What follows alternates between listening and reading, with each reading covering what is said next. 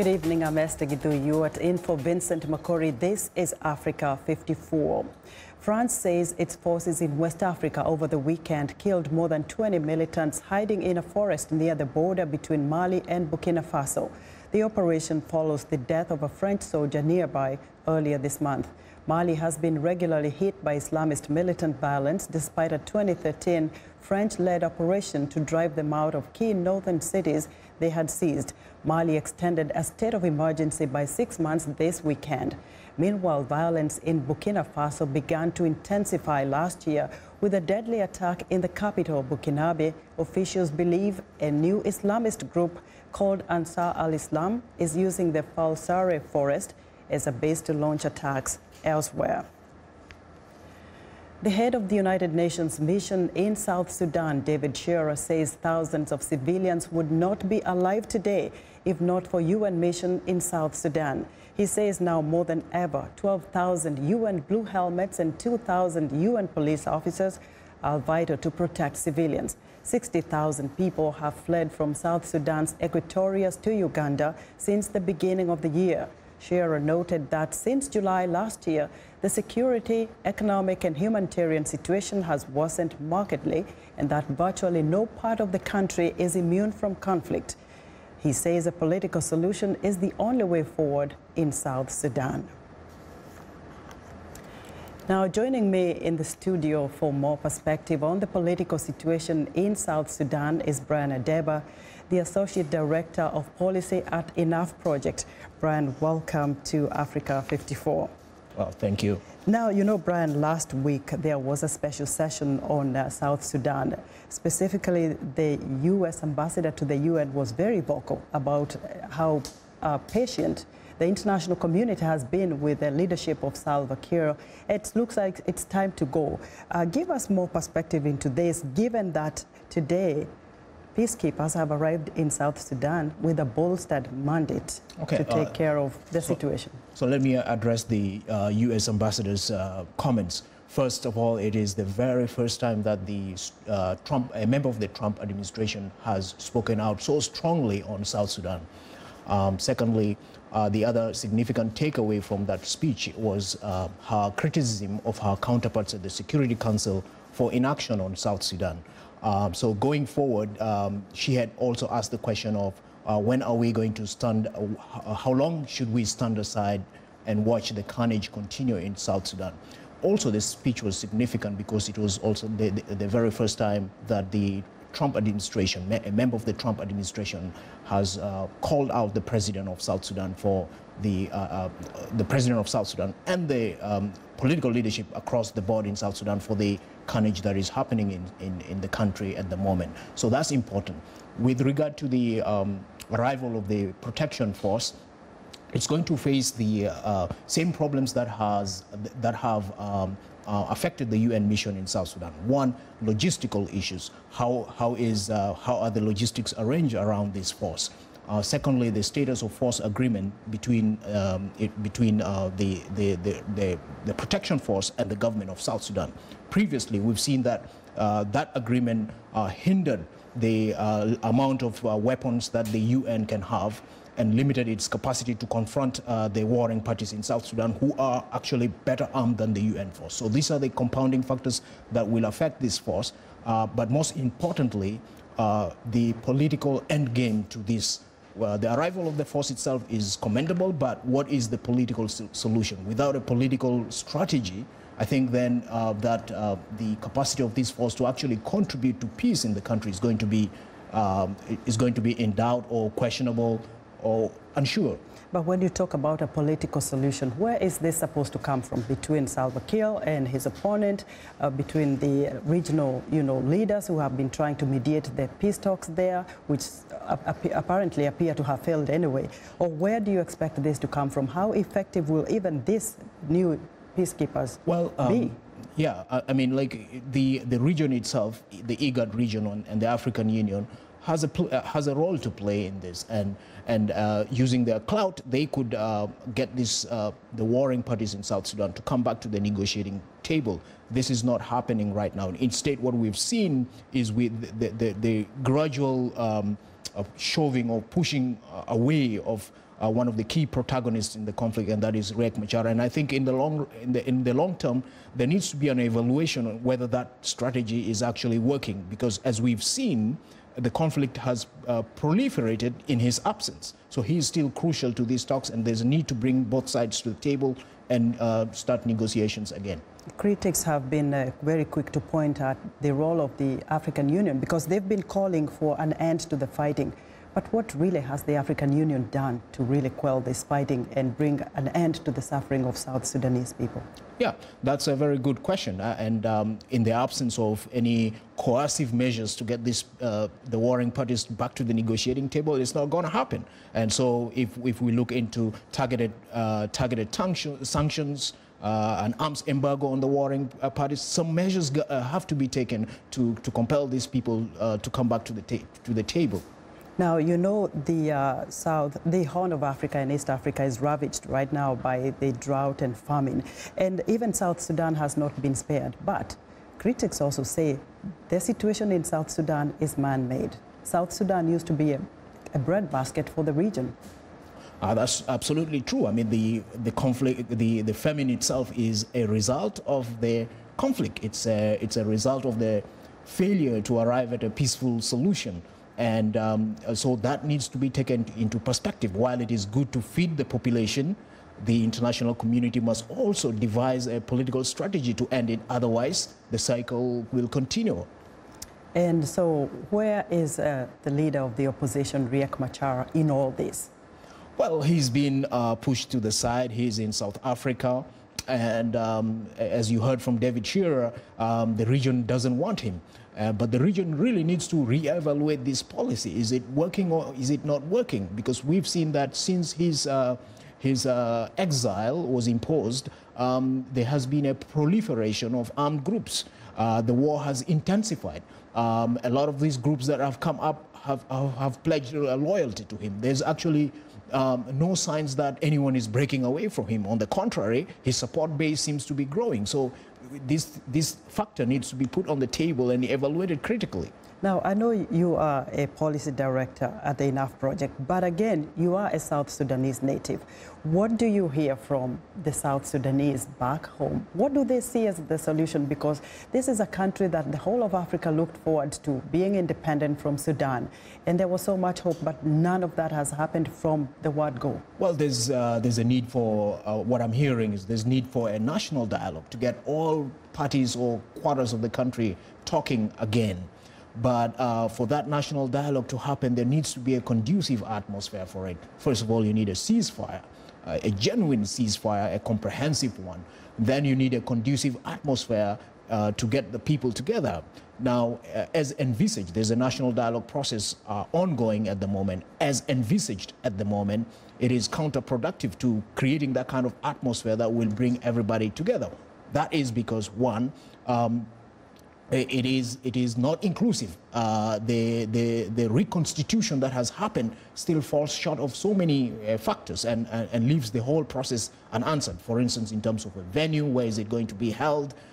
Who's going to participate? Are the rebel groups going to participate or not? And the absence of a ceasefire actually still casts a lot of doubt on the process. So, and the two leaders, Riek Machar and Salva Kiir, have also created that atmosphere where people look at each other from an ethnic point of view. There's ethnic hatred, there's ethnic divisions, like we've seen in other countries, but this has escalated. How do you bring these people together? Look, ethnicity per se is not really a problem in South Sudan. Ethnicity is a reflection of the failure of systems, of accountability, of equity. So as long as these systems are not existing, then we will see this manifestation of ethnicity and the ethnic differences that are proliferating. So we need, again, a conducive atmosphere where South Sudanese can talk about these differences. We need the existence of systems that are effective, that can mitigate these differences. At the moment, these do not exist. Since the SPLM government came to power, it has not concentrated on strengthening institutions. Rather, it has concentrated on hijacking these institutions for the personal benefit of the elite in power. Brian, as always, thank you very much. Thank you. Brian Adeba is a South Sudan political analyst and associate director of policy at Enough Project. Well, the usual reasons for hunger and drought, crop failures and conflicts. VOA senior analyst Jeffrey Young reports that governmental, political and even ethnic factors can amplify the problem. In this final segment of a three-part series, the underlying story of Somalia's hunger is examined. Hardship, a word that well describes the Horn of Africa nation Somalia. Overwhelming poverty, 73% of the population, according to the UN Development Program. An average life expectancy of 50 for men, 53 for women. An Islamist insurgency driving people off the land to refugee and internally displaced persons camps. The absence of rain to grow crops and hunger that is spreading alarmingly.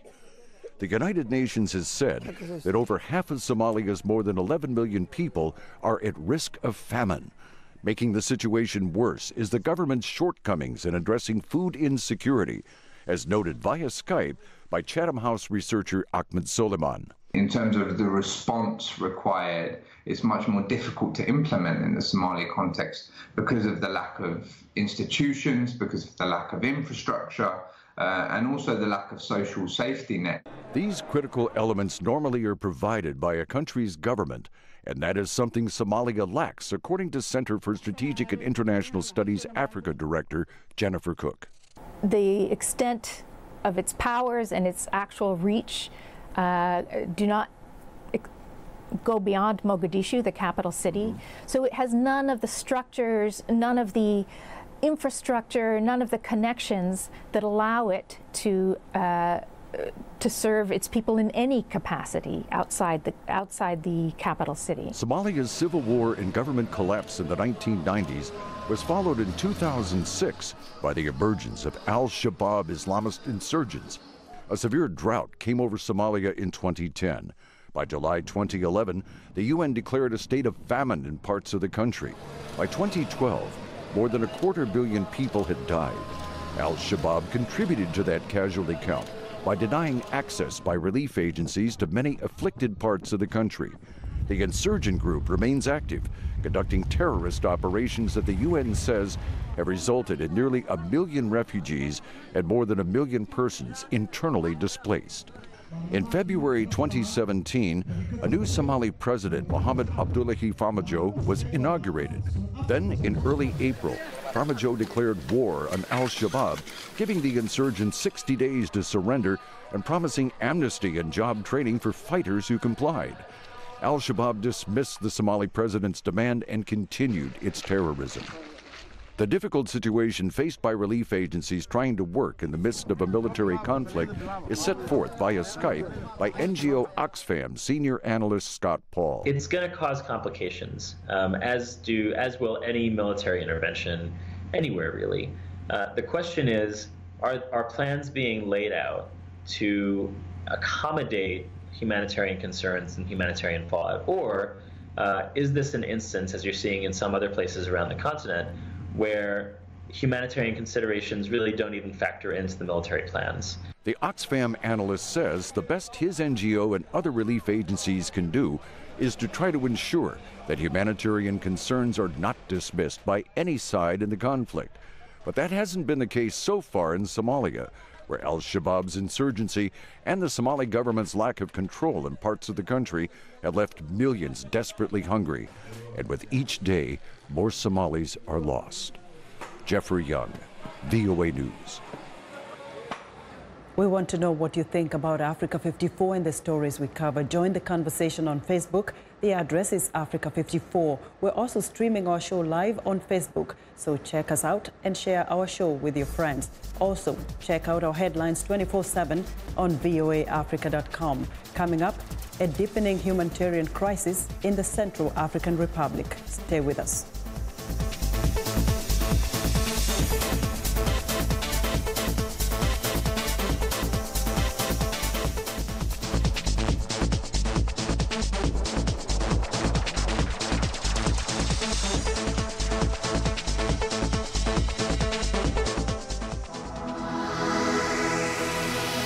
My name's Carla Babb, and I work the Pentagon Beat. That access helps me to do better stories. Every day it's my responsibility to collect all of the defense news. It keeps our VOA viewers informed. I get to travel all across the globe. Anything that's defense related and how to protect and keep people safe, that's where I'll go.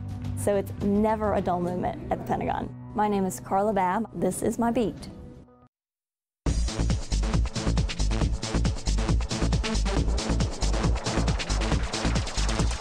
Aid workers in the Central African Republic are warning that the country may be slipping back into conflict. Tens of thousands of people have fled violence in the countryside over the past 6 months.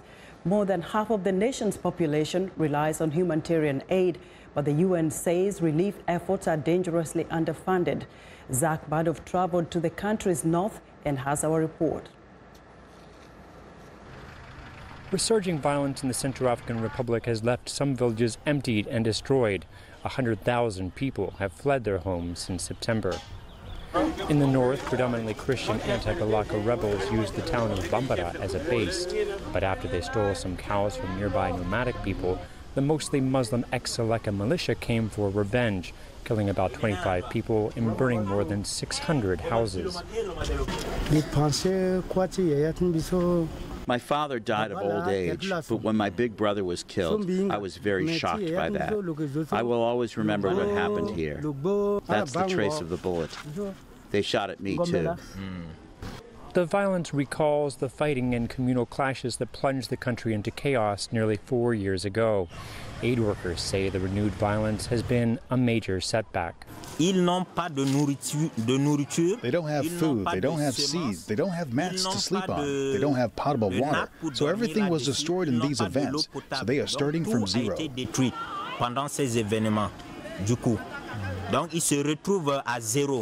Meanwhile, at the camp for displaced persons in nearby Ndim, a group of herders have had to flee twice due to fighting over the past few months.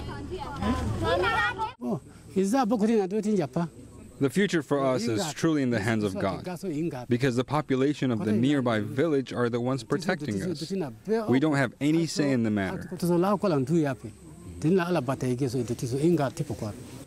The village chief says the anti-Balaka attacked and stole about 150 of their cows. They moved and started growing maize and manioc, but they were attacked again. 1/5 of the country's population is currently displaced. Doctors Without Borders says civilians are being attacked at levels not seen in years.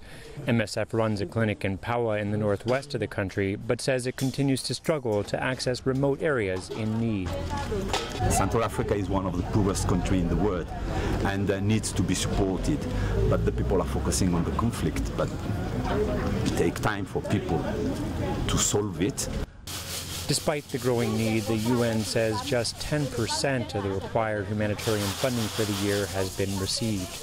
UN humanitarian coordinator Najat Rochdi says this could have a disastrous effect. Otherwise, we are just feeding the ground of armed groups who would come back to the population and just tell them, look, the international community, they don't care. The UN, they don't care. Look, you don't even have food on your table. You don't even have schools for your kids. So we need also, just to fight against that. The World Food Programme has been forced to cut its food aid by almost half, from 700,000 people last year to 400,000 people this year. Zach Badorf for VOA News, Paua, Central African Republic. U.S. President Donald Trump is defending his decision not to name China a currency manipulator, while at the same time reaffirming his determination to put the interests of American workers first. VOA's Michael Bowman reports North Korea's nuclear and ballistic missile programs continue to preoccupy a president who regularly bashed China during last year's campaign, but who has sought Beijing's cooperation during his first 100 days in office. At a rally reminiscent of the 2016 campaign, President Trump struck a familiar theme.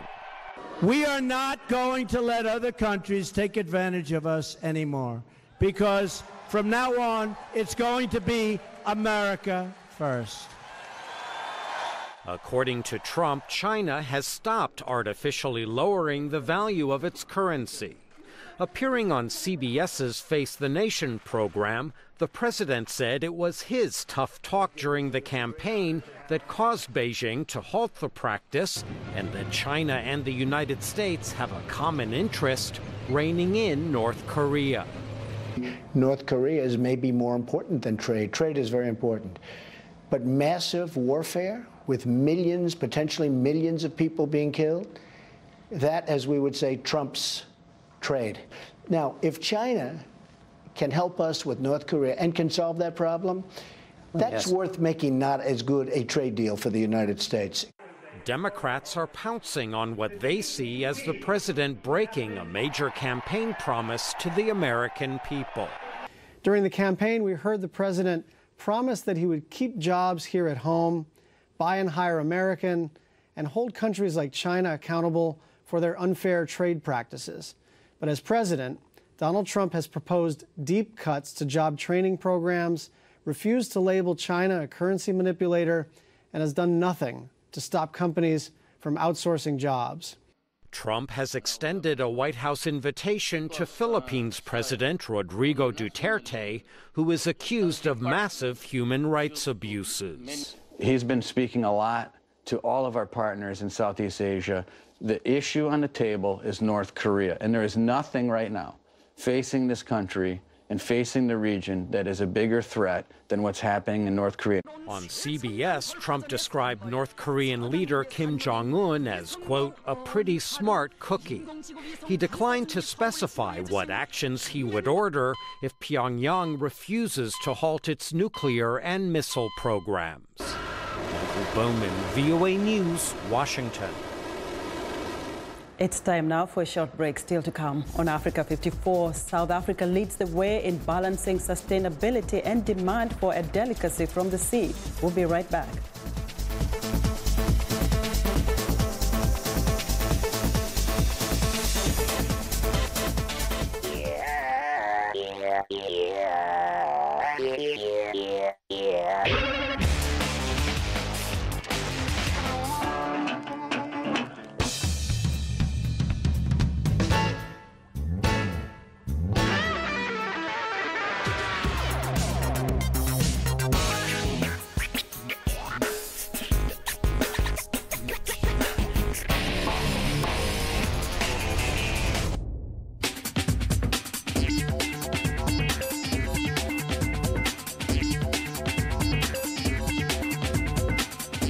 And welcome back to Africa 54. Here's what's trending. A new smartphone app is turning food fanatics into restaurateurs, letting them host dinner parties for paying guests. Hosts make a profile, create an event, and then begin adding information, including location, price, number of guests, and details on the menu.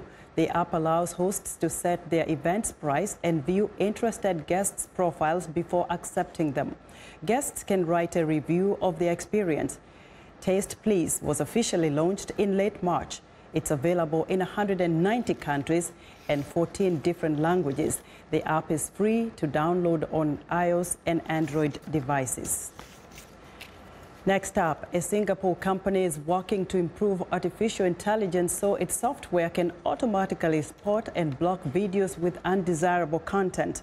Grammatics has been developing its system since 2011.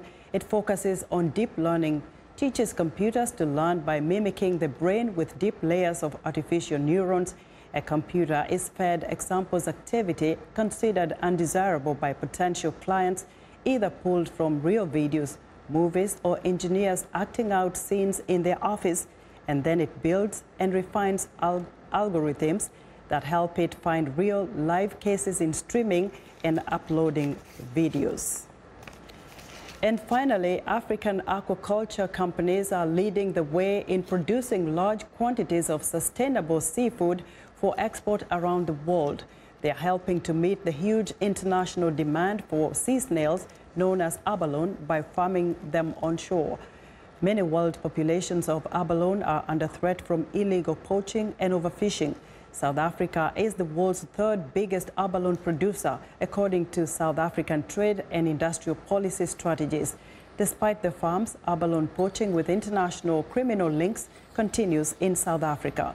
The Fisheries Department estimates around 7 million abalones are poached every year, with the majority trafficked to Asia, and that's what's trending today. And our next story is about a fascinating Ugandan-American woman who turned her frustration in search for African dolls and children's books with themed African characters into a business. Africa 54's Paul Ndiho has our story. Yvonne Senkandwa is a budding Ugandan entrepreneur, writer, and author of children's books in Pasadena, California. She is creating a niche for herself with the introduction of her brand of dolls and children's books into the market about royalty of the Buganda Kingdom in Uganda. The books were published in 2014. They are for children, and they're to introduce Chiganda culture to children who live in the diaspora, as well as to comic book collectors and others that are interested in Chiganda Kingdom and comic books. With a keen interest in creative writing, Yvonne grew frustrated in her search for children's books about African royalty. For example, she authored The African Adventure of Ugandan Princesses, Nkinzi and Mamika. It's my heritage, and it's where I'm from, and it's something that I was familiar with, and I thought that I could generate interest in that area. Her passion triggered her to write a second book in the series before branching into retailing, launching a series of dolls based on the characters in her books. Okay. In Chiganda culture, one of the most respectful things a woman does is to kneel. So I'm going to kneel while I present to you the doll collection and the books. Nkinzi and Namika Have a Tea Party is one of the books. So it's nice to grow up with our grandmother. She loves to drink tea. We are happy to have tea with Jaja. Jaja means grandmother in Luganda. Getting her product sales has been difficult, so she resorted to doing book fairs and festivals to generate interest, as well as working with toy shows. Despite these hurdles, she has had a very positive attitude. I would like to be selling the books, I'd like to be selling the dolls, and I would like to continue to grow the brand. Senkandwa's dolls have become a hit among the Ugandan diaspora and are also gaining popularity beyond the Ugandan community. Working with retailers who are interested, and it's a process that you go back and forth, and we are hoping that we can get them a contract pretty soon and a buyer that'd be interested in putting them out into the stores. Yvonne says that her books teaches Luganda words, promote, encourage, and preserve the Chiganda culture in the diaspora. And most importantly, her characters teach life skills. Paul Ndiho, VOA News, Washington.